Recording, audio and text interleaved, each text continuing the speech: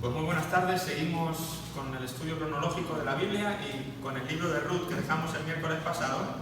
Hicimos la introducción y el capítulo primero, así que vamos directamente al capítulo número 2 de esta corta historia, la historia de Ruth, la moabita. Esta luz en medio de la oscuridad, de este destello de esperanza, de lealtad, en medio de una época triste, de una nación en decadencia y de unas condiciones morales, éticas, religiosas muy bajas, casi por los suelos. Decíamos que Ruth entonces es una historia extraída del libro de los jueces, no está a continuación de jueces, sino extraída del propio libro de los jueces. Y bueno, pues apenas pudimos avanzar salvo el capítulo número 1 de este libro, que ahí vimos un poco la introducción y lo que pasa con Ruth y con Noemí, cómo pierde a su esposo, a sus hijos y toda esta trama que estuvimos viendo en el capítulo 1. Así que yendo al capítulo 2 directamente, pues nos dice que Ruth ahora se va a explicar al campo de Boz, ¿de acuerdo? Al campo de Boz, que va a estar interesante la historia para ver quién es en este Boz. Ruth entonces ya se vuelve con Noemí a Belén, se vuelve a su pueblo. Ya vimos en los capítulos, en los versículos 16 y 17, que Ruth le dijo a Noemí esta frase, esta declaración de propósitos tan rotunda, tan férrea: yo me iré contigo donde vayas, yo iré, tu pueblo será mi pueblo, tu Dios será mi Dios, donde tú mueras yo moriré, ¿verdad? Y Noemí la ve tan resuelta que accede a que Ruth vaya con ella. Entonces vuelven a Belén, que ya había pasado el hambre, y estando por allí, pues claro, llegan, pero son dos viudas y necesitan buscarse la vida, necesitan el alimento. Así que Ruth, que era más joven, va a querer ayudar a Noemí, va a buscar trabajo. Noemí, tengo que ir a trabajar. Entonces Noemí le dice: ánimo, pues que Dios esté contigo, ve a trabajar, a ver qué puedes encontrar, algo de comida, para que vayamos saliendo adelante. Así que Ruth le pide permiso a Noemí para salir a trabajar. Y esta no le manda a Boz, Noemí no le manda, sino que deja que Dios la dirija hacia dónde ir. Y he puesto aquí: dependamos de la guía de Dios y no de nuestros propios recursos. ¿Por qué? Porque a veces es fácil, cuando tenemos recursos a la mano, cuando tenemos salidas humanas, a veces rápidamente tendemos a querer apropiarnos de ellas o a querer utilizarlas, sin ni siquiera consultar si esa es la mejor idea. Puede ser una buena idea, pero si no es la idea de Dios, siempre habrá otra cosa mejor. Ahora, cuando tu idea o tu recurso pues está de acuerdo con lo que Dios quiere, estupendo. Pero a veces nos sale casi natural, ¿verdad? Tenemos un recurso, pues mira, aquí lo usamos y directamente.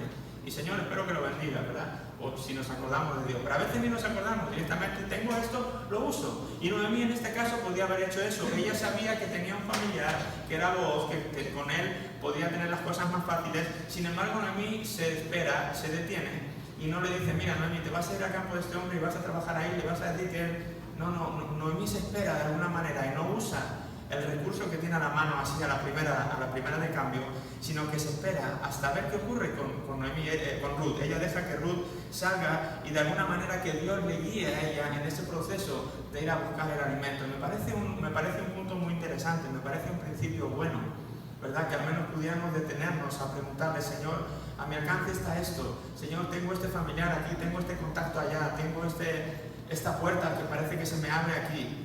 ¿Será que tengo que ir? ¿Será que tengo que entrar? ¿Será? Y quizás Dios nos dice: pues mira, es una buena puerta, pero no es mi puerta para ti. Es una buena opción, pero tengo una mejor opción para ti. Y a veces no damos tiempo a que Dios nos dé esas mejores opciones porque vamos enseguida con nuestros recursos.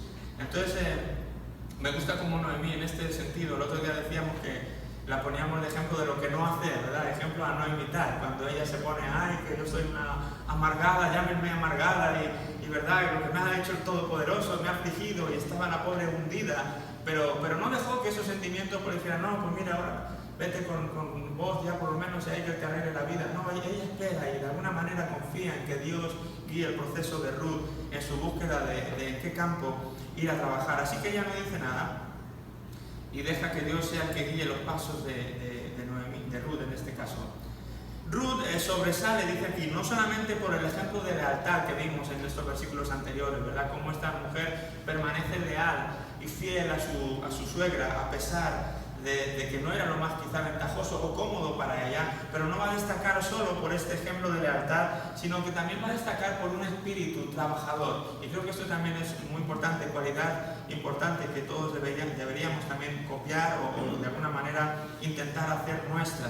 el versículo 7 del capítulo 2, ¿quién lo puede leer? ¿Quién lo tiene por ahí? ¿Quiere leer el capítulo 7 del versículo, el versículo 7 del capítulo 2? Bueno, vamos a leer, desde el 5, para que tenga más sentido, Vamos a leer 5, 6 y 7. Versículo 5, capítulo 2. ¿De quién es esa joven?, preguntó Booz al capataz de sus segadores. Es una joven moabita que volvió de la tierra de Moab con Noemí, le contestó el capataz. Ella me rogó que la dejara recoger espigas entre las cabillas detrás de los segadores. No ha dejado de trabajar desde esta mañana que entró en el campo hasta ahora que ha venido a descansar un rato en el cobertizo. ¿Okay? Esa es una versión. No ha dejado de trabajar hasta ahora, desde que vino hasta ahora mismo que se ha parado ahí. La versión, ¿qué versión es esta, Damaris? Nueva versión internacional, la versión Reina Valera, que es la que yo anoté aquí, por si vieron alguna modificación. En la Reina Valera dice, entró pues, hablando de Ruth, y está desde por la mañana hasta ahora sin descansar ni aún por un momento. ¿De acuerdo? Vemos ahí la mujer que llegó a trabajar y fue a trabajar con todo su empeño. Porque a veces caemos también en esto de que no, pues ya Dios está conmigo, ya Dios me dirá qué hacer y ya Dios me proveerá. Y a veces nos escudamos en que Dios lo hace todo y nosotros nos hacemos cómodos, ¿verdad? Pero bien está que Dios haga todo, pero nosotros también tenemos que demostrar el deseo de trabajar y decir, hey, el Señor me ha dado unas manos, el Señor me ha dado fuerza, pues yo también lo voy a usar. Y luego sobre eso voy a orar. Y si el Señor me lo facilita, qué bien.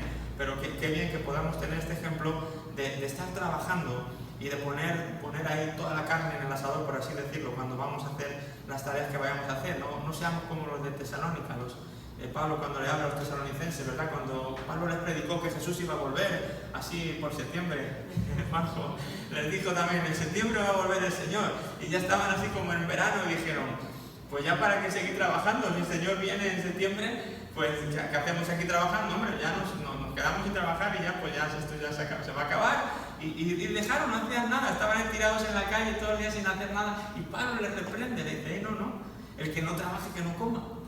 Está bien que Jesús vaya a venir pronto, pero hasta que venga, trabaja. Y cuando venga, que te encuentre trabajando, que te encuentre con el lomo doblado, como solemos decir. Así que Ruth está aquí trabajando, dando un ejemplo no solamente de lealtad, sino también de un espíritu trabajador. Está desde por la mañana hasta ahora sin descansar ni aún por un momento. La lealtad y el arduo trabajo de Ruth, que hicieron, provocaron el favor de Booz hacia ella. El versículo 11, ¿quién lo quiere leer ahora? Alejandro, tú tenías la mano levantada antes. El versículo 11, ¿qué dice? Y respondiendo Booz, diciendo, por cierto se me ha declarado por todo lo que has hecho. Sí. ¿Es el 11? Sí, ¿He sabido todo lo que has hecho con tu suegra? ¿O es otra versión? ¿Qué versión tienes? 162. ¿La versión? Reina Valera 162. Ok. A ver, entonces, perdona, otra vez, el 11. Respondiendo Booz, le dijo. Bien.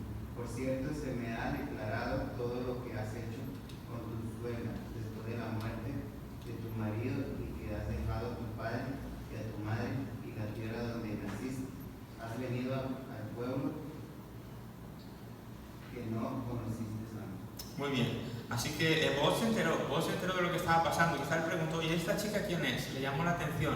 No, mira, le dieron buenas referencias. Está aquí, no ha parado de trabajar desde por la mañana hasta ahora que no ha parado. Y sabes, esta es una que ha venido con Noemí, la viuda que se fue y le contó una historia, ¿verdad? Y mira, ella se quedó lealmente a su lado y ha dejado su tierra, ha dejado sus dioses, ha dejado todo para venir aquí a integrarse como una madre. Entonces Booz escuchó la historia de ella, escuchó tanto su lealtad como el arduo trabajo que Ruth había empeñado, y eso de alguna manera provocó que Booz tuviera un buen favor o favor con ella, que favoreciera en lo que estaba haciendo. Booz la trata como una de sus criadas y le da un trato especial.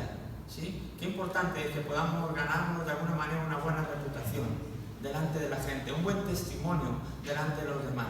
Que no digan, tal persona, el que es cristiano sin hombre, si no trabaja, se no dobla el lomo ni queriendo, y va hablando más de la gente, y no es fiel ni leal a nadie, me dejó dinero de ver, y qué triste cuando se habla así de los cristianos, ¿verdad? Qué triste, porque yo sé que no es nuestra principal propósito en la vida hacer eso, pero es una consecuencia. Si realmente hemos conocido al Señor, debemos mostrar también un carácter cristiano y hacer, yo creo que en estos días es muy importante que hablemos de realmente lo que es ser un cristiano, no tanto qué es lo que hace un cristiano, sino qué es lo que es un cristiano, ¿de acuerdo? Y mucho tiene que ver con el carácter, con cómo me comporto, con cómo hablo de otros, con cómo respondo, ¿verdad? Con las maneras que utilizo, con la educación, con muchas cosas. Yo creo que eso hace ganar un buen testimonio delante de los hombres y un buen testimonio también delante de Dios.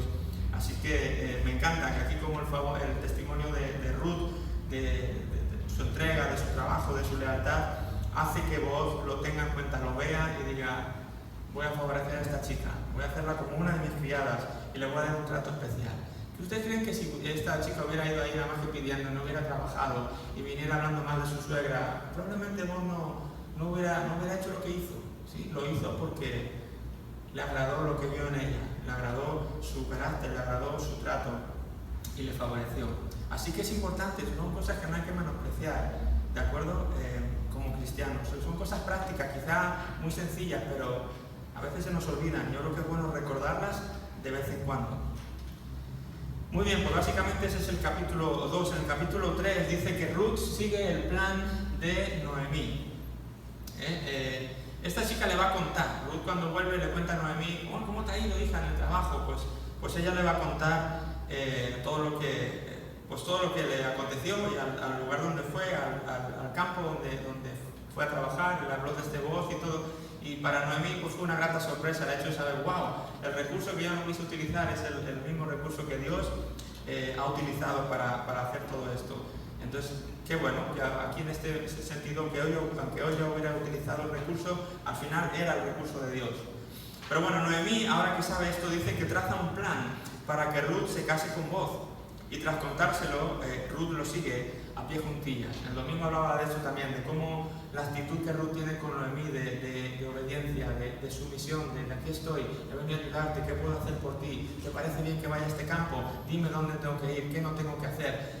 Cuando Noemí le dice, pues mira, ve con este señor, haz todo lo que tú me digas.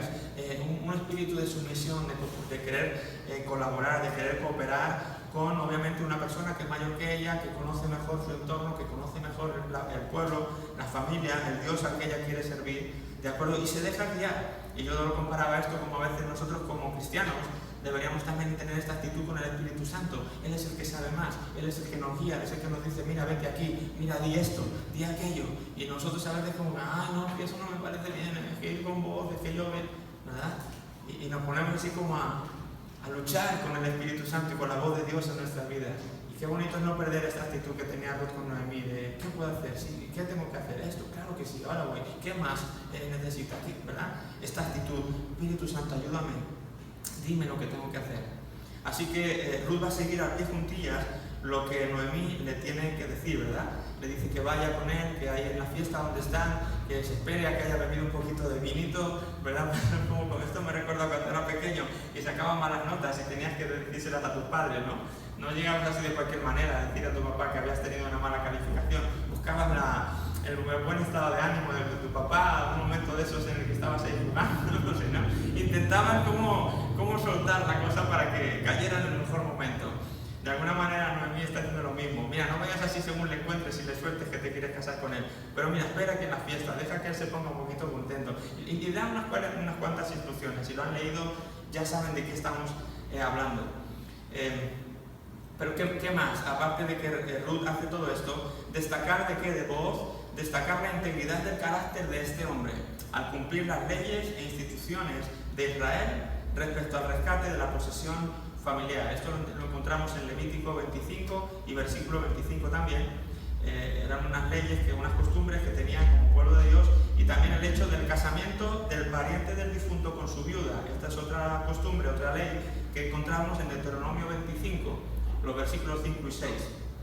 Aún a riesgo, dice, de salir perjudicado, ya que había un pariente más cercano que él para redimir a Ruth. ¿De acuerdo? Entonces, ¿cómo era esto? Bueno, pues según esas leyes, lo que había que hacer era que el familiar, el pariente más cercano de la viuda, tenía el derecho, por así decirlo, de quedarse con ella, de hacerla su mujer y de alguna manera pues, poder que la descendencia del fallecido pudiera continuar. Entonces Boaz, yo creo que de alguna manera ve que Ruth tiene intenciones de casarse con él, él, pues por lo que se ve en la historia, también tiene intenciones de casarse con Ruth, se ve que le ha caído bien y que le gusta y que está dispuesto a ir adelante, pero él recuerda que por delante de él, como pariente, hay todavía un pariente más cercano que él, ¿verdad? Y estas son esas cosas que uno puede haberse callado y haber hecho como que no lo sabía, y verdad, pues oye, yo soy pariente, pues venga, si me gusta, yo le gusto, y ya, pues aquí esperamos, nos casamos y ya está.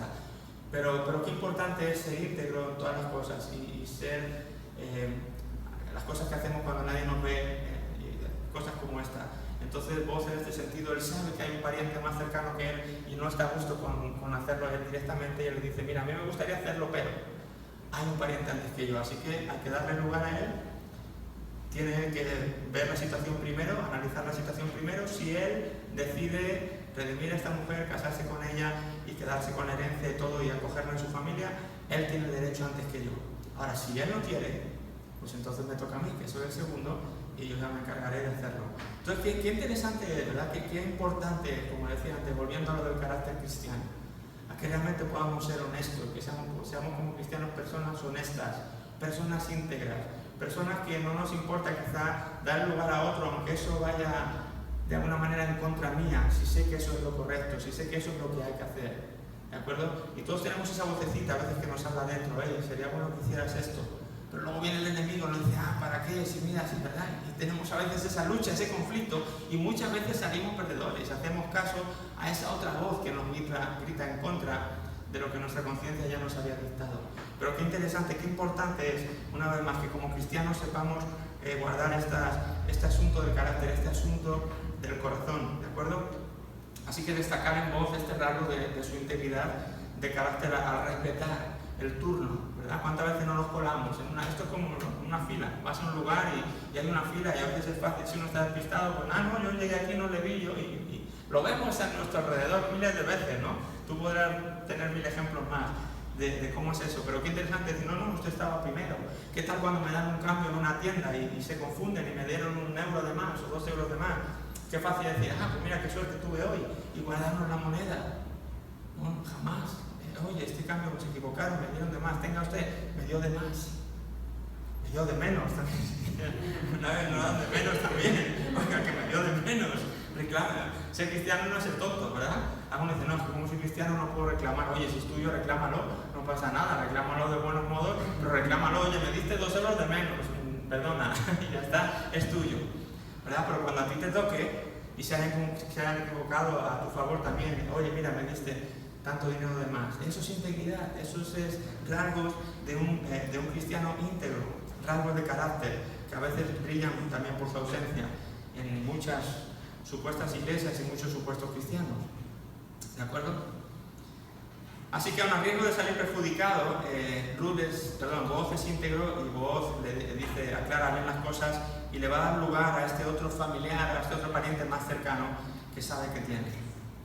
Y en el capítulo 4, pues lo que encontramos ya básicamente es la culminación de toda esta historia de enamoramiento que se está produciendo entre Booz y entre Ruth. Así que pues este Booz también usa de su astucia, usa de su inteligencia y va a hablar con este otro pariente, y lo que va a hacer es pues plantearle la situación, y él se la plantea de una manera pues un tanto astuta también para que de alguna manera, no sé, la balanza se pueda equilibrar, o de alguna manera provocar que el otro diga que no, ¿verdad?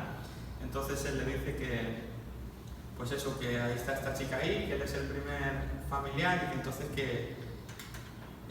pues que la herencia, pues se puede quedar con la herencia de ella y todo, pero claro, que recuerde que si también se queda con la herencia se tiene que quedar también con la chica, ¿no? Entonces el otro ahí hablando, me tengo que dar aparte de los bienes, también me tengo que casar con ella. Sí, te tienes que casar con ella, claro, es el paquete completo, no van aquí a coger una cosa, bueno, no, entonces no, porque él dice, mi herencia se puede ver, como dice, comprometida. De alguna manera no sabe muy bien qué es lo que quiere decir el texto con eso, pero puede ser algo así como que quizá iba a tener que repartir tanto la tarta con lo que ya tenía, que no iban a tocar a poco. De alguna manera le era inconveniente en esas alturas tener que compartir su herencia con otra persona más, por así, otra esposa más, por así decirlo. Bueno, pues habría que ver y estudiar todas esas leyes que tenían en esos tiempos, pero al él enterarse que no solamente es los bienes de esta mujer, sino también casarse con ella, entonces dice, espera, para esto no estaba yo preparado. Entonces de alguna manera este familiar, el pariente más cercano, va a rechazar el hecho de redimir a Ruth para casarse con ella y le va a dejar entonces pues en lugar a que ahora sí Booz, como segundo pariente más cercano, pueda ejercer su derecho a redimirla, a quedarse con la herencia y a tomarla por esposa a Ruth, y así es lo que van a hacer. Este capítulo narra, dice, el casamiento de Booz con Ruth tras hablar primero con el pariente más cercano y tras la negativa de este a redimir, asumir él la función de redentor. ¿De acuerdo? Así que se van a casar, y de esta relación entre Booz y Ruth dice que van a hacer ¿quién? Obed. ¿Quién es Obed? Padre de Isaí. ¿Quién es Isaí? Padre de David. ¿Quién es David? El hijo de Isaí. Nieto de Obed. ¿De acuerdo? Así que lo tenemos ahí en el versículo 17 del capítulo 4, ya cuando cierra este libro, cierra con la genealogía y dice, lo llamaron Obed, este es padre de Isaí, padre de David. Así que qué interesante que esta mujer moabita, Ruth, de su matrimonio con Booz, pues de alguna manera va a entrar a formar linaje del propio Jesús. Ya saben que Jesús viene del rey David, del linaje de David. Entonces, qué interesante que esta mujer, siendo extranjera, siendo moabita, ya no solamente viene a formar parte del pueblo de Dios, de la familia de Dios, sino que encima tiene, de alguna manera, la herencia de dejar el legado de que de ella va a venir el mismo Jesús. Esto nos recuerda a otra mujer que pasó algo parecido. ¿Quién nos recuerda? Que ya lo vimos. Venga, ¿quién? Rahab. ¿Se acuerdan de Rahab? Sí, la ramera en Jericó. Fue igual. Ella estaba ahí, por favor, y yo les escondí a los espías, por favor, cuando vengan a atacarnos, acuérdense de mí. Y bueno, pues la perdonan y vienen a formar parte del pueblo de Dios, y no solamente del pueblo de Dios, sino que de ella, pues también iba a venir Jesús. O sea que de alguna manera Rahab, y de hecho no está muy lejos. ¿Dónde leí esto el otro día? No sé si es en Mateo, en la genealogía de Mateo 1. Lo voy a leer un segundito.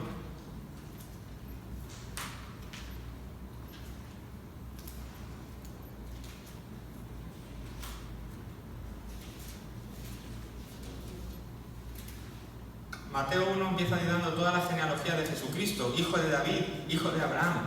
Engendró a Isaac, Isaac a Jacob, empieza a dar todos los nombres. En el versículo 5 dice, Salmón engendró de Rahab a Booz. ¿Sí? O sea que este Booz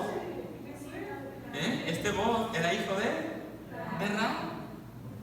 Qué interesante, ¿no? Y Booz engendró de Ruth a Obed, y Obed de Isaí. Isaí engendró al rey David, el rey David engendró a Salomón, de la que fue mujer de Urías, Salomón, y sigue hasta abajo hasta que va a llegar a Jesús. Así que qué interesante, qué cerca está, ¿verdad? Rahab, y enseguida, por si un ejemplo no era bueno, van dos, ¿verdad? Rahab y ahora mismo Ruth, de nuevo también incluida aquí en la genealogía. Interesante, y más que interesante, porque lo vemos aquí en la conclusión. Voy a ir al segundo punto de la conclusión, ahora vuelvo al primero. El segundo punto de la conclusión dice, el segundo Deuteronomio, lo tienen aquí, segundo Deuteronomio 23, versículos 3 y 4, ningún moabita, y Ruth era moabita, ningún moabita podía formar parte del pueblo de Dios, dado el comportamiento que tuvieron hacia Israel cuando iba a entrar en Canaán. Por lo tanto, la ley dictaminaba claramente la expulsión perpetua de cualquiera que perteneciera a ese pueblo. Y los versículos 3 y 4 del capítulo de Deuteronomio los tienen ahí escritos. Dice esto, no entrará amonita ni moabita en la congregación de Jehová, ni hasta la 10ª generación de ellos. No entrarán en la congregación de Jehová para siempre, por cuanto no os salieron a recibir con pan y agua al camino cuando salisteis de Egipto, y porque alquilaron contra ti a Balaam, hijo de Beor, en Mesopotamia, para maldecirte. ¿Recuerdan ese capítulo cuando lo vimos? Estos fueron los moabitas, los que trataron mal a Israel, no solamente destruyéndole el camino, sino encima deseándole el mal. Y de alguna manera se hizo esta ley, pues ningún moabita va a formar parte del pueblo de Dios. Sorpresa, ahí tenemos a Ruth, moabita, no solamente forma parte del pueblo de Dios, sino que viene a formar parte de la genealogía de Jesús. ¿sí? Y como decíamos el domingo, Dios es el Dios que rompe las reglas a veces por ti y por mí. Cuando Él ve un corazón arrepentido, cuando Él ve un gesto de arrepentimiento, cuando Él ve un gesto de fe, continuamente Jesús lo hizo en su ministerio también, perdonando a uno, rompiéndole los moldes a los fariseos, continuamente, escogiendo a quien menos parecía que tenían que coger, continuamente rompiendo moldes, rompiendo reglas que a veces pues, de alguna manera se trazan con un sentido, pero hay momentos en los que está bien romper esa horma rígida y dejar que de ahí salga vida. Y eso Jesús tenía la capacidad de verlo, Dios tiene la capacidad de verlo, y con Ruth lo vio.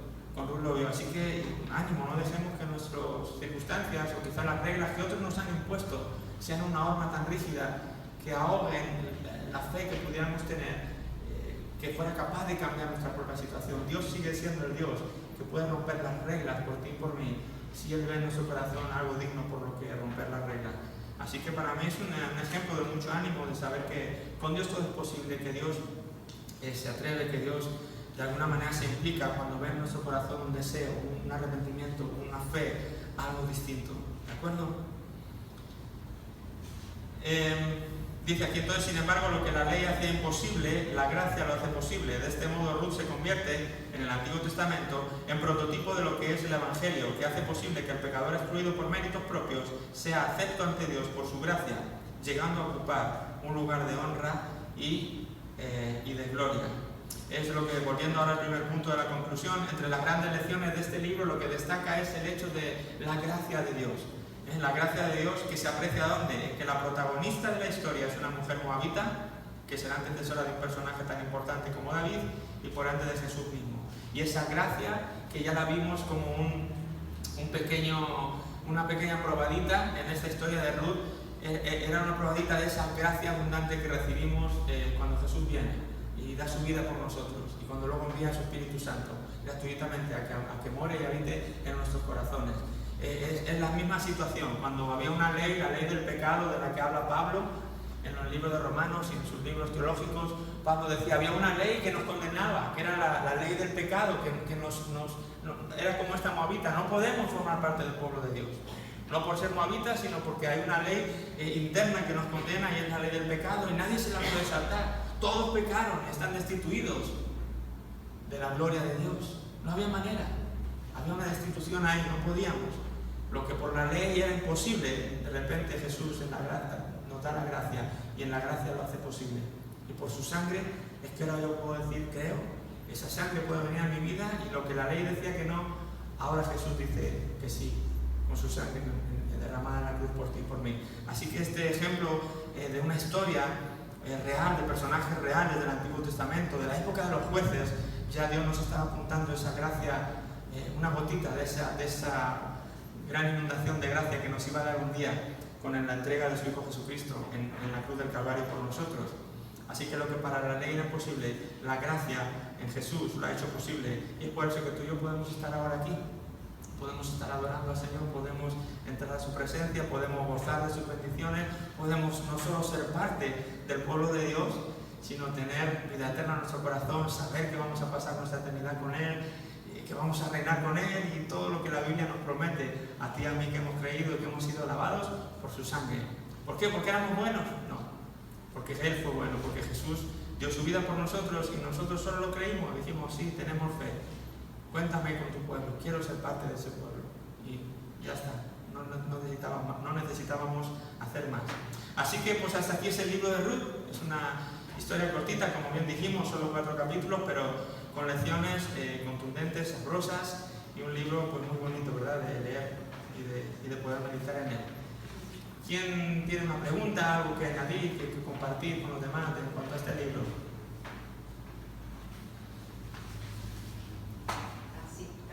Podría decir y pensar en voz alta que se cumple lo que decía el Señor, que Él levanta a la escoria y a los desechos del mundo para vergüenza de ellos, porque una moabita, que se suponía que eso no se podía juntar, ni mucho menos relacionarse el pueblo de Dios, y sin embargo ya el Espíritu Santo o el mismo Dios trató con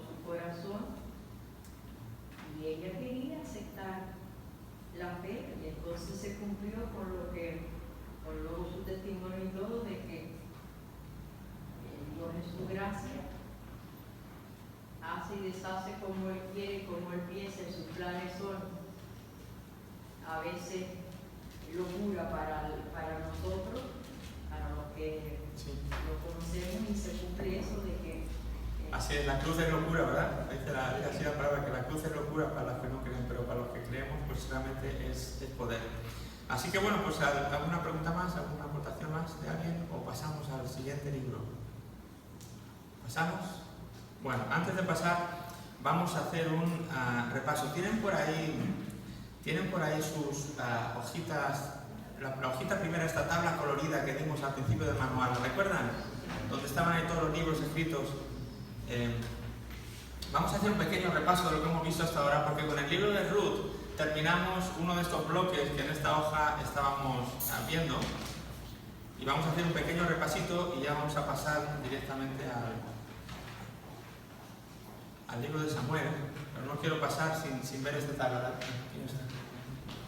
Está en la misma, en primera de Samuel, en esta, la que tienes ahí puesta, por favor, ponla.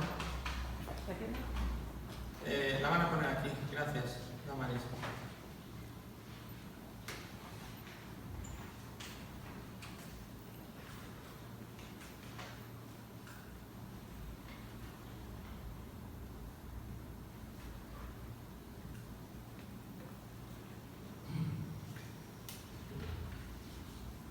Muy bien, pues aquí la tenemos. ¿Recuerdan esta tablita? ¿La habían olvidado o no?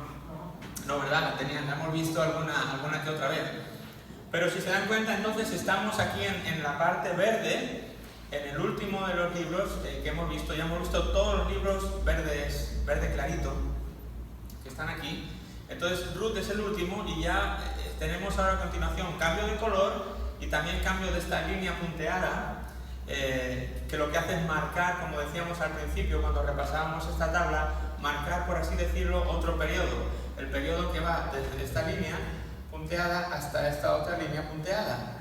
Entonces, el periodo que hemos visto, que es este de aquí, hasta ahora, ¿quién se acuerda cómo se llamaba ese periodo? Venga, para los buenos estudiantes, a ver. Venga, esto es un punto más en el examen final. ¿Cómo se llamaba este periodo? Venga, por ahí oigo algo, a ver.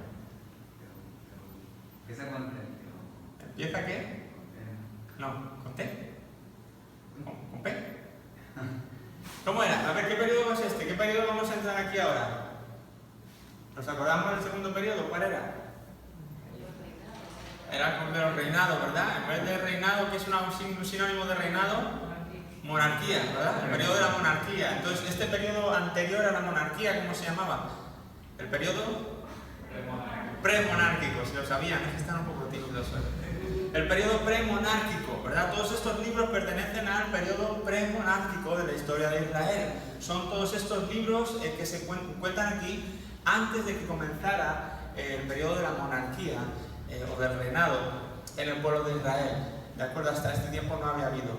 Entonces, todos estos libros que teníamos aquí, empezamos viendo Génesis como el primer libro que contaba Génesis. Venga, esto tiene que ser dinámico porque en 5 minutos nos vamos a Samuel. Génesis, la creación ¿de qué? De todas las cosas, ¿no?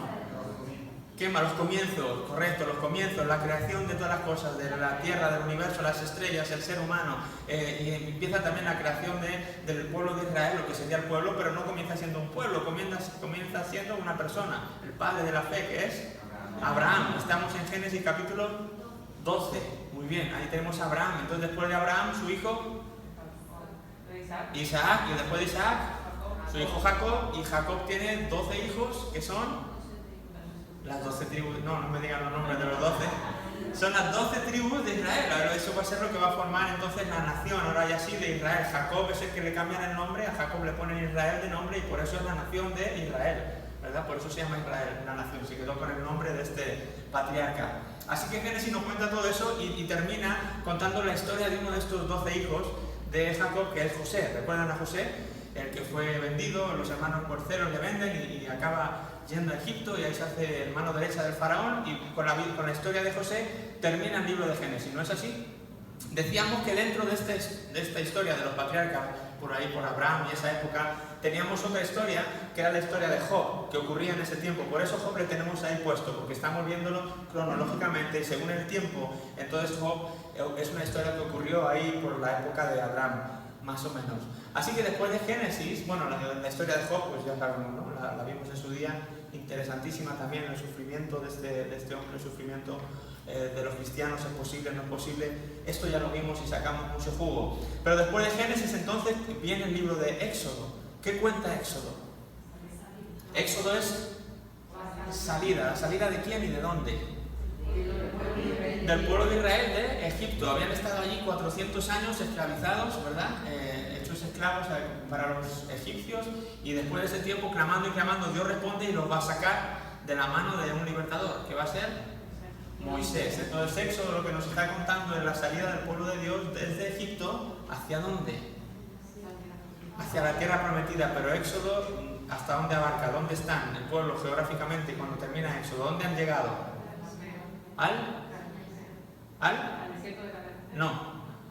¿Al monte Sinaí? Al monte de Sinaí. Ese es el recorrido que hacen. Desde Egipto van bajando por toda la península hasta el monte de Sinaí. Estando ahí acampados en el monte de Sinaí, ¿qué ocurre? Pues que Dios les da varias cosas, los 10 mandamientos, ¿verdad? El código levítico, los planos para la construcción del tabernáculo, todo eso lo cuenta el libro de Levítico. Por eso no es un libro que avanza en el tiempo, sino que es un libro que está incluido, por así decirlo, dentro de la cronología de Éxodo. Después viene Números. ¿Qué nos contaba Números? Pero censos, ¿verdad? ¿Cuántos? Esta generación que por incrédula tiene que morir y pasar los 40 años en el desierto, y una nueva generación tiene que surgir. Por eso cuentan la primera generación y cuentan la otra generación, la última, y por eso es el libro de los Números. Y geográficamente, ¿qué narra? Desde el monte de Sinaí hasta dónde?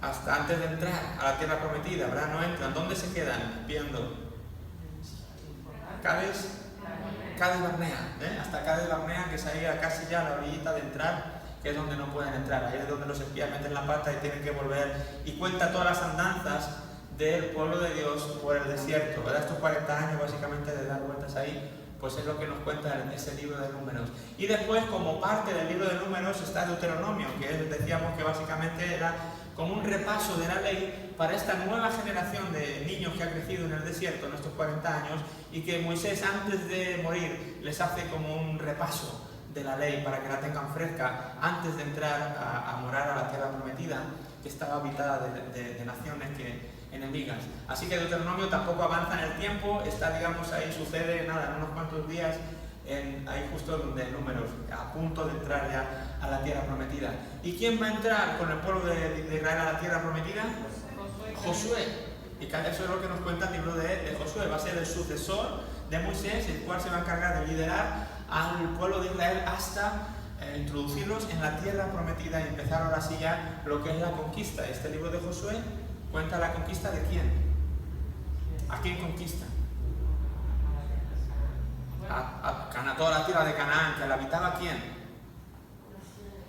Las naciones paganas, estos ocupas que decíamos, ¿no? Que habían entrado ahí los amorreos, pues todos, ¿no? Los cananeos, los eteos, un montón de eos, todos los eos que se habían metido ahí, por los jebuseos, todos los eos, los tienen que echar fuera de ahí, porque esa tierra Dios se la había prometido a Israel y esta gente se la había metido sin permiso.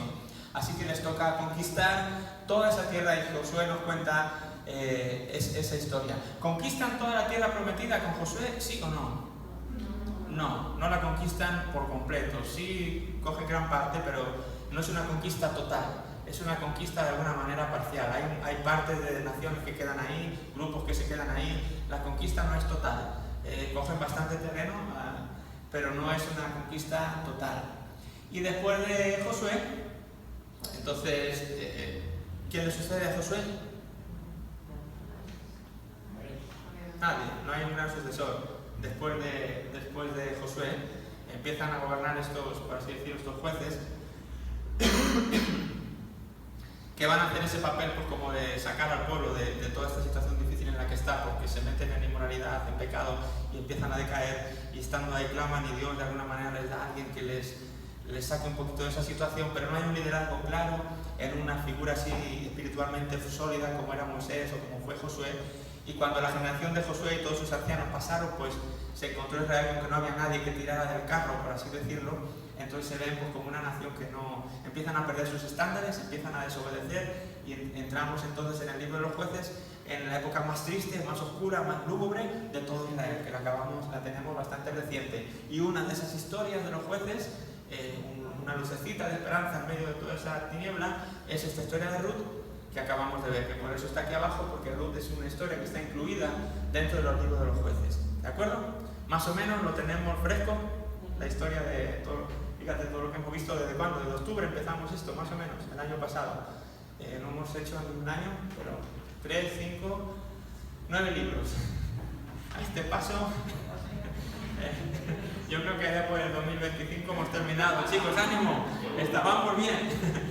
No hay que tener prisa. Bueno, sí, no, ¿verdad? Empezó como que iba a ser algo más bien rápido, pero cuando entramos pues dijimos, ¿para qué correr? Si tampoco tenemos que llegar con hora. Entonces nos hemos ido deteniendo y pues como parece que lo hemos estado disfrutando a este ritmo, pues hemos seguido así. Mi pregunta para ustedes es, ¿están a gusto con este ritmo? ¿Ven que vamos muy lentos y demasiado detalle? ¿Quieren que vayamos más sueltecito por encima? ¿Cómo? ¿A alguno le parece rápido o qué? ¿Así está bien? Dice Adelaida. ¿Para todos más o menos está bien así? ¿Este ritmo sí? ¿Se está viviendo bien? ¿Ni rápido ni lento? Bueno, pues entonces continuamos con este ritmo. Lo que vamos a hacer, pues entonces ahora, como hemos comentado antes, dejamos los libros verdes, dejamos el periodo premonárquico, porque hasta ahora no había ningún monarca. ¿Por qué no había monarca en Israel? ¿Por qué no había un rey en Israel si todas las naciones de alrededor tenían su rey que los llevaba en la batalla, que peleaba por ellos, que los gobernaba? ¿Y por qué en Israel no había rey? ¿Quién me sabe decir esto? ¿Por qué? ¿Era Dios su rey, dice Silvana? No, porque Dios no quería que ellos fueran diferentes. ¿Y cómo? ¿En qué sentido quería que fueran diferentes? Que tuvieran teocracia. Que tuvieran teocracia, el gobierno de Dios. ¿Sí? Que Dios fuera su rey. Dios decía, si el modelo de rey lo inventé yo, estos se han copiado. Pero mi modelo era yo siendo su rey, y estas personas se han puesto a un hombre como su rey. Y ahora lo que va a pasar es que Israel, en vez de ser modelo para que las naciones aprendan de ella, pues de alguna manera van a estar mirando a su alrededor y queriendo hacer lo que las otras naciones hacen y queriendo copiar los modelos de otras naciones. Y lo que va a pasar aquí pues es que van a demandar un rey. Van a demandar un rey humano, un ser humano que les gobierne, que les lleve a la batalla como tienen las demás naciones. Y pues aún en contra de la voluntad de Dios, Dios va a acceder o a concederles lo que están pidiendo, aún sabiendo que les va a perjudicar. Él se lo adelanta, ¿no? Si les doy un rey, le va... No, pero lo queremos, lo queremos. Bueno, es una de las partes que vamos a ver ahora en el libro de Samuel, el primer libro de Samuel, donde el pueblo le va a pedir un rey y van a tener que establecer un rey. Por eso, entonces, con la llegada del primer rey de Israel, pues entra en este periodo que se llama periodo de la monarquía, ¿de acuerdo? Al cual vamos a entrar ahora mismo, ¿con qué? Con el primero de los libros, cronológicamente, que tenemos ahí pegado a jueces, que es Primera de Samuel. Como ven, tienen Primera de Samuel, Segunda de Samuel, después tienen Primera de Reyes y después tienen Segunda de Reyes. Y debajo tienen Primera de Crónicas y Segunda de Crónicas, pero estos no están al lado como aparecen en la Biblia, sino que están debajo de. Aclarar un poquito esto antes de entrar al primer libro de Samuel. Esos 4 libros, bueno, realmente el libro de Samuel, lo vamos a ver ahora, los 2 libros de Samuel eran un solo libro que se dividió en 2. Y los 2 libros de Reyes realmente son la continuación. Es como si tuviéramos primera, segunda, tercera y cuarta de Samuel, por así decirlo, o primera, segunda, tercera y cuarta de Reyes, como lo queramos poner. El caso es que es una historia continuada, ¿de acuerdo? Primera y segunda de Samuel eran un solo libro y los libros de Reyes eran la continuación de la historia del libro de Samuel. No sucede así con los libros de Crónicas. Los libros de Crónicas básicamente van a repetir, por eso están puestos ahí donde están, van a repetir lo que cuentan los libros desde Segunda de Samuel hasta Segunda de Reyes. Básicamente, Primera y Segunda de Crónicas es en cuanto a contenido, están hablando de lo mismo. Desde otro punto de vista, con matices, pero la historia es la misma. La historia que cuentan es la del segundo libro de Samuel, que es básicamente el reinado de David, y los 2 libros de Reyes. Todo ese contenido se vuelve a repetir en los 2 libros de Crónicas. Por eso están ahí abajo, ¿vale? ¿Alguna pregunta? Ok, y aquí, después de la línea, como veis, tenemos Saúl, tenemos David y tenemos Salomón. ¿Por qué están ahí? Porque esos tres van a ser los tres primeros reyes del pueblo de Israel. El primer rey va a ser Saúl, el segundo rey va a ser David y el tercer rey va a ser Salomón. ¿De acuerdo? Este libro está aquí, el libro de los Salmos, porque pues, la autoría le corresponde a David, y esos libros de Proverbios, Eclesiastés y Cantares están ahí porque son los libros que escribió el rey Salomón. ¿De acuerdo? Y toda esa historia de Saúl, David y Salomón, veis que llega básicamente a los dos libros de Samuel. ¿De acuerdo? Esos tres reyes están enclavados en los dos libros de Samuel. Cuando empieza Reyes, pues ya son los demás reyes que siguieron a Salomón. ¿Está claro eso? ¿Alguna duda? ¿En serio? ¿Bien? ¿Se entiende? ¿Alguna duda? Díganlo. No me aclaro que me perdí aquí. ¿Nadie se perdió? Muy bien, pues vamos a los libros de Samuel. Vamos a empezarlos. Son 54. Nada, vamos a decir los primeros. Vamos a decir lo primero. No vamos a entrar al libro en sí, pero vamos a hablar la primera parte donde hablamos del periodo de la historia, el contenido, todo esto, y por lo menos cubrimos esto para que el miércoles que viene ya vayamos directos al primer capítulo de Primera de Samuel. Muy bien, pues esto es el comienzo de la monarquía, como ya hemos dicho, así es como lo hemos llamado. Y dice que en realidad, como hemos comentado ya, estos dos libros son una sola obra que se dividió después. Posiblemente el autor del primer libro de Samuel haya sido el mismo Samuel, aunque también hay partes en ese libro escritos que son de los profetas Natán y Gad. Eso lo tenemos en Primera de Crónicas 29 y 29. Nos dice que estos profetas también escribieron parte en este primer libro de Samuel. El segundo libro de Samuel, que recordar que era una sola historia que se dividió después, el autor de este segundo libro no se conoce de quién fue. Este segundo libro, algunos dicen, nos sugieren que fue Zabud, hijo de Natán, este Natán que había escrito aquí en el primer libro, y según marca Primera de Reyes 4:5, y el libro también incluye textos de Natán y de Gad, ¿de acuerdo? De estos profetas que escribieron parte del libro ahí igual. ¿Qué género literario vamos a tener en este libro, en estos libros de Samuel? Pues son igual, son libros históricos de la Biblia, seguimos en los libros históricos, y el género literario sigue siendo el mismo, el género narrativo. Están contando o están narrando pues, la historia, ¿no? Si continuamos con lo que es historia pura y dura de esta nación y de estos reyes que gobernaron, etcétera, etcétera. Ya las fechas aquí van siendo más exactas. Recuerdan que al principio pues, las fechas había más alternancia o no había tanta exactitud. Algunos tienen una teoría, otros tienen otra teoría, pero ya acercándonos según vamos avanzando, las fechas ya van concordando más y todo el mundo está ya más de acuerdo. Se pueden señalar ya más exactamente cuáles son las fechas. Pero bueno, el periodo entonces de la historia dice que va desde el nacimiento de Samuel, que es por eso se llaman estos libros de Primera y Segunda de Samuel, porque básicamente cuentan la vida de este Samuel, que es aproximadamente vivió en el 1100 antes de Cristo. ¿Hasta dónde? Hasta el final del reinado de David. Es el 970 antes de Cristo. Así que ¿cuántos han pasado? ¿Cuántos años han pasado en estos dos libros o en este libro de Samuel dividido en dos? ¿Cuántos años han pasado?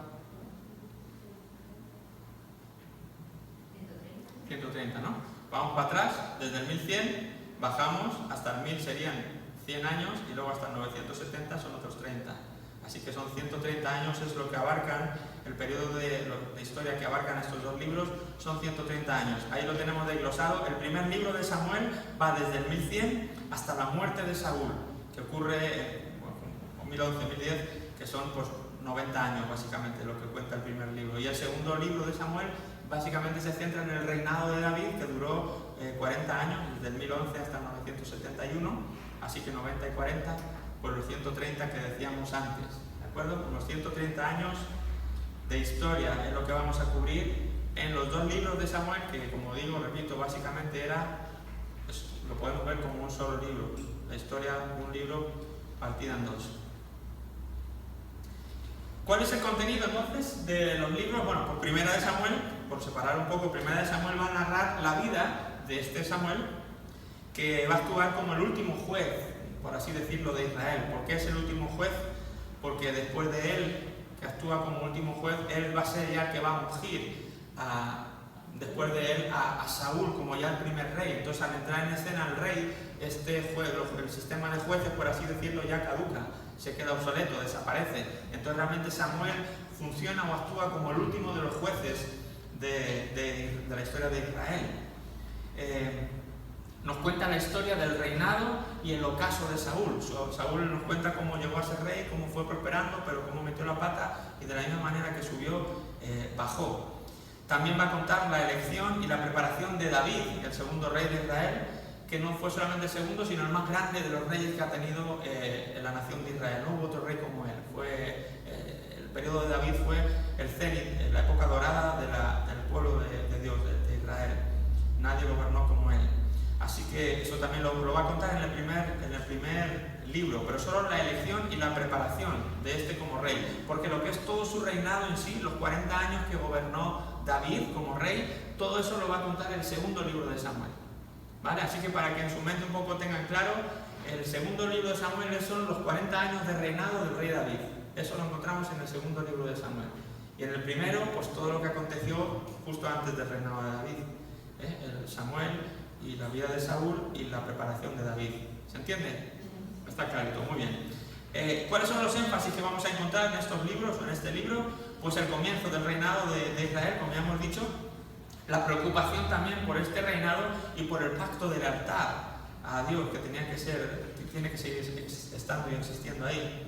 Vamos a ver también el arca del pacto como la representación de la presencia de Dios. De nuevo va a tomar auge o importancia este elemento que tan importante era en el tabernáculo para Moisés, ¿recuerdan? En el libro de Primera de Samuel, David no fue nombrado rey, pero sí ungido como rey. En el segundo libro de Samuel, David ahora es nombrado rey y va a ser nombrado rey 2 veces. ¿Por qué? Bueno, una vez sobre la tribu de Judá solamente, sobre una tribu, es durante 7 años, hasta que se muere José, que es el hijo de Saúl, que había nombrado rey sobre el resto, había sido nombrado rey sobre el resto de Israel, sobre las otras 11 tribus. Pero luego después vuelve a ser nombrado David como rey, ya no de Judá, sino de todo Israel, y eso fue otros 33 años más, cuando él fue rey de todo. Todas las tribus deciden aceptar a David como el rey de Israel, y este vuelve a ser una sola nación. Israel entonces vuelve a ser una sola nación y unida, ¿de acuerdo? Una sola nación unida, que era algo que no se había conseguido prácticamente hasta este tiempo del reinado de David, ¿de acuerdo? Así que estos 40 años están divididos en 2, primero sobre la tribu de Judá, David es rey 7 años, y luego sobre todas las tribus otros 33 años más, así que en total, por eso dice que fueron 40 años de reinado. También vamos a ver que Jerusalén se va a convertir en la ciudad real. Hasta ahora no hemos visto a Jerusalén tener como importancia o dominancia, pero David va a hacer que esta ciudad tome relevancia. Vamos a ver también el pecado de David, Betsabé y Urías, y lo único que David no puede hacer, que es el templo, ¿de acuerdo? Eso es lo que David no pudo concretar o completar, le tocó a su hijo. Y un pequeño bosquejito, para tener un poquito una idea, pues, aunque lo hemos dicho ya, es sencillo en sí. Primera de Samuel, vamos a ver primero la figura del sacerdote Elí y de Samuel, estos 2 personajes que aparecen ahí al principio. Después vamos a ver a Samuel y al rey Saúl en los capítulos del 8 al 15, y después vamos a ver la transición de Saúl a David en los capítulos del 16 al 31. ¿Vale? Así es como estas mancuernas, estos de 2, Elí y Samuel, después Samuel y Saúl, y después Saúl y David. Y el libro de Segunda de Samuel, pues como hemos dicho antes, es el reinado de David, y un poco por dividirlo en 2 partes hemos puesto ahí los éxitos de David en los 10 primeros capítulos y las luchas de David del 11 al 24. ¿Qué les parece? ¿Los libros de Samuel bien? Bien. ¿Hacer libros? Porque decimos así, primero y segundo de Samuel, ¿o no?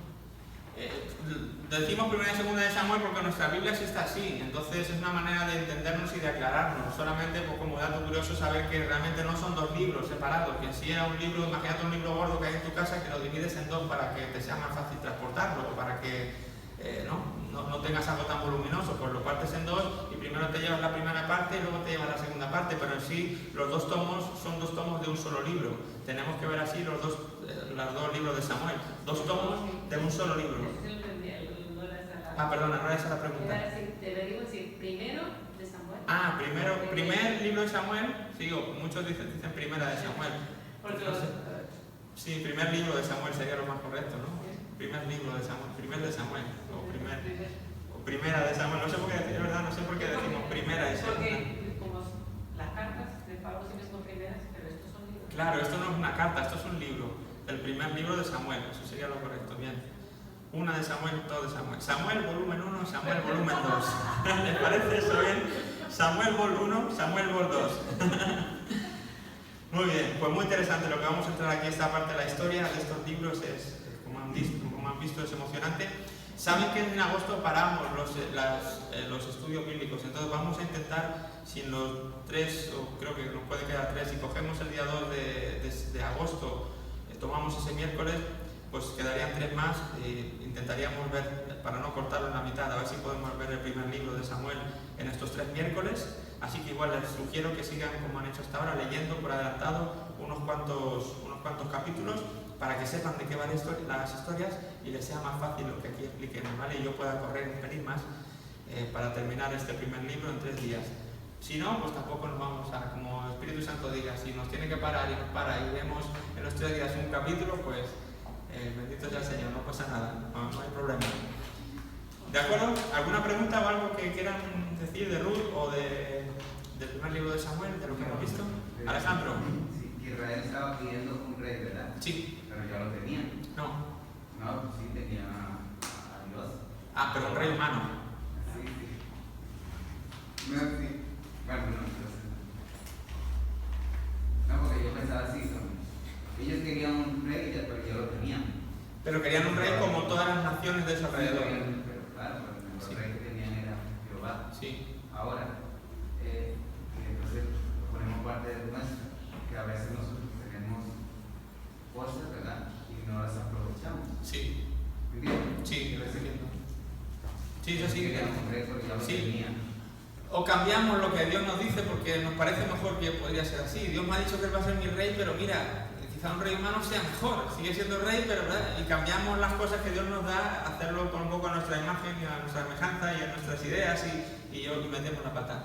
La verdad siempre lo mejor es aferrarse a lo que Dios nos dice y lo que Dios nos da, aunque no nos parezca bien, aunque sientas que es contraproducente, aunque sientas que todo el mundo hace otra cosa y que les va muy bien.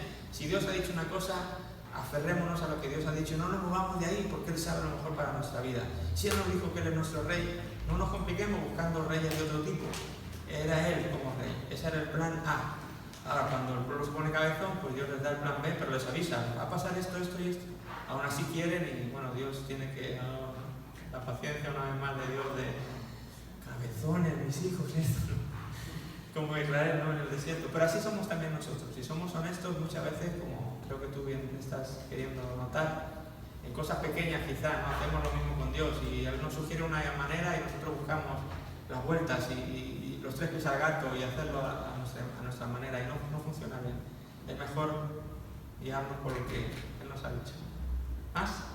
Y hoy en día no pasa lo mismo con los cristianos, por lo menos cuando están empezando. Eso digo, ¿no? Cuando empiezan y cuando terminan, nos pasa lo mismo, que queremos otras cosas. No, lo que pasa es que en vez de oír la voz de Dios y orar y buscar un tiempo con el Señor y intentar nuestro son espiritual y los dones que Dios nos da, ponemos primero al pastor que está ahí, ¿no? Y seguimos a pie puntilla y lo ponemos casi, lo idolatramos y lo que dice el pastor es... Eso aquí no se hace, Corina, aquí no. No. Eso son otros sitios. Vaya. Eso aquí no se hace. Ustedes saben más que eso. Pero sí, es verdad. En muchas maneras, a veces terminamos haciendo cosas como que no deberíamos hacerlo. Esa es la cosa, no criticar a Israel, sino ver en qué cosas puedo estar yo haciendo lo mismo que hacía Israel. Y aunque nos parezca que ellos eran muy tozudos, nosotros también a nuestra manera hacemos cosas muy tozudas y muy persistentes y no son buenas. Pero Dios sigue siendo paciente con nosotros, esa es la buena noticia y lo bueno de tener el Dios que tenemos. Que Él es paciente, misericordioso, bondadoso, nos da oportunidades y no se cansa de nosotros. Gracias a Dios que no se ha cansado de mí, porque seguro que era para cansarse. Si no, pregúntale a mi esposa, verán cómo le dice que sí. Muy bien, vamos a hablar, si les parece, ya despedimos este tiempo.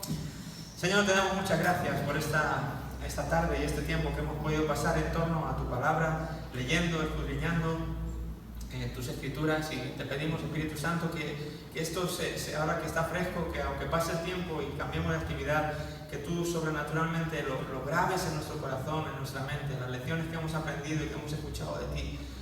Señor, grábalo a fuego en nuestro corazón, en nuestra mente, para que no se olvide fácilmente, y que tú de ahí puedas repescar el día que haga falta estos principios que estamos aprendiendo de tu palabra, y que realmente podamos crecer en el conocimiento de ti, y podamos crecer en nuestra relación contigo y con nuestros hermanos y con el mundo en general, Señor. Ayúdanos, oh Dios, y estas lecciones que sean lecciones que limpien nuestra mente, nuestro alma, nuestro corazón, y que nos hagan prosperar y ser mejores personas y mejores hijos tuyos.